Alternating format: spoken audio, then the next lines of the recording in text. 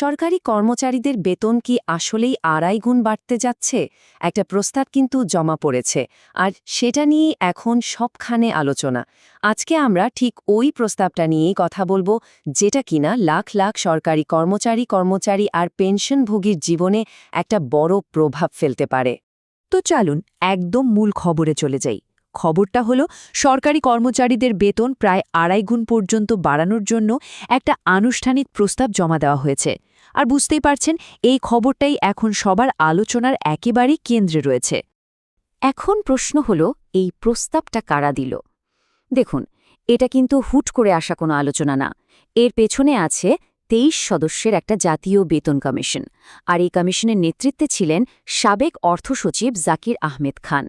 তারা তাদের রিপোর্টটা সরাসরি প্রধান উপদেষ্টা অধ্যাপক ড মোহাম্মদ ইউনুসের কাছে জমা দিয়েছেন। আর সবচেয়ে ইন্টারেস্টিং ব্যাপার হলো যে ডেডলাইন ছিল তারও ৩ সপ্তাহ আগেই কিন্তু রিপোর্টটা জমা দেওয়া হয়েছে। তো সবচাইতে বড় প্রশ্ন যেটা মাথায় আসে সেটা হলো, হঠাৎ করে এত বড় একটা সুপারিশ কেন আসলো? মানে এর পেছনের আসল কারণটা কি? চলুন সেটাই একটু খুঁজে দেখি। এর কারণটা বুঝতে হলে আমাদের একটু পেছনে তাকাতে হবে। দেখুন, শেষ বেতন কমিশনটা হয়েছিল সেই ২০১৩ সালে। তারপর থেকে প্রায় ১২টা বছর কেটে গেছে, কিন্তু এর মধ্যে সরকারি বেতন কাঠামো নিয়ে নতুন করে আর কোনো পর্যালোচনাই হয়নি।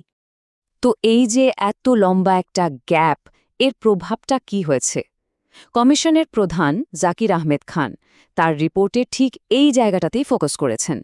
তিনি বলেছেন, গত ১ দশকে সবকিছুর দাম যে হারে বেড়েছে, তাতে সরকারি কর্মচারীদের পক্ষে সংসার চালানো দিন দিন কঠিন হয়ে যাচ্ছিল। আর এটা তো শুধু তাদের একার সমস্যা না, এটা আসলে দেশের সামগ্রিক অর্থনৈতিক চাপের একটা চিত্র। আচ্ছা, সুপারিশ তো হলো, কিন্তু এটা বাস্তবায়ন করতে গেলে খরচ কেমন হবে? চলুন এবার একটু টাকার অঙ্কটা দেখি, কারণ এত বড় একটা প্রস্তাবে খরচের হিসাবটাও তো বিশাল, তাই না?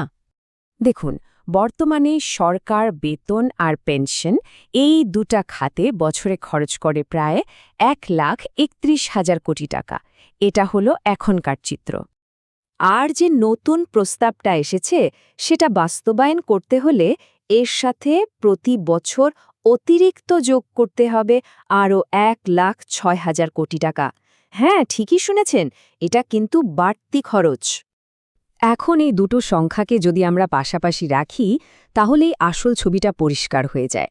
একদিকে বর্তমান খরচ, আর তার প্রায় কাছাকাছি আরেকটা অঙ্ক হল প্রস্তাবিত অতিরিক্ত খরচ। নতুন প্রস্তাবের আর্থিক ধাক্কাটা যে কত বড়, সেটা এখান থেকেই স্পষ্ট বোঝা যাচ্ছে। এখন কথা হল, এই বিশাল খরচের সুবিধা কারা পাবেন? এর আওতায় শুধু যে ১৪ লাখ বর্তমান কর্মচারী আছেন তা কিন্তু নয়। এর সাথে যুক্ত আছেন আরও প্রায় ৯ লাখ পেনশনভোগী। তার সব মিলিয়ে প্রায় ২৩ লাখ মানুষ সরাসরি এই প্রস্তাবের আওতায় আসছেন।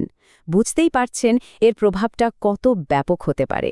আচ্ছা, এত বড় একটা অঙ্ক, এত বড় একটা সুপারিশ, কমিশন কিভাবে এই সিদ্ধান্তে আসলো? এমনি এমনি তো আর আসেনি। তাদের কাজের প্রক্রিয়াটা ছিল বেশ গোছানো এবং বিস্তারিত। তারা যে শুধু অফিসে বসে ক্যালকুলেশন করেছে তা কিন্তু নয়। এর পেছনে অনেক গবেষণা আছে। যেমন ধরুন, তারা ১৮৪টা মিটিং করেছে, অনলাইন অফলাইন মিলিয়ে।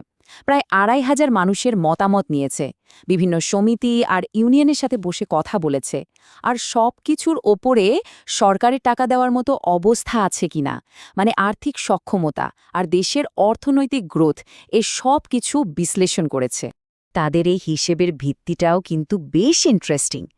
তারা একটা ফ্যামিলি ইউনিট ধরেছে, যেখানে বাবা মা সহ মোট ৬ জন সদস্য আছেন। একটা পরিবারের চলতে যা যা লাগে, এমনকি ছেলেমেয়েদের পড়াশোনা আর চিকিৎসার খরচ, এই সব কিছু মাথায় রেখেই বেতনের কাঠামোটা ডিজাইন করা হয়েছে। তবে হ্যাঁ, যে ২০টা গ্রেড আছে সেটা আগের মতোই থাকছে। এই পুরো রিপোর্টটা পাওয়ার পর প্রধান উপদেষ্টা ড মোহাম্মদ ইউনুস কিন্তু এর প্রশংসাও করেছেন। তিনি বলেছেন, এটা একটা মস্ত বড় কাজ, আর মানুষের জন্য অনেক দিন ধরে অপেক্ষা করছিল।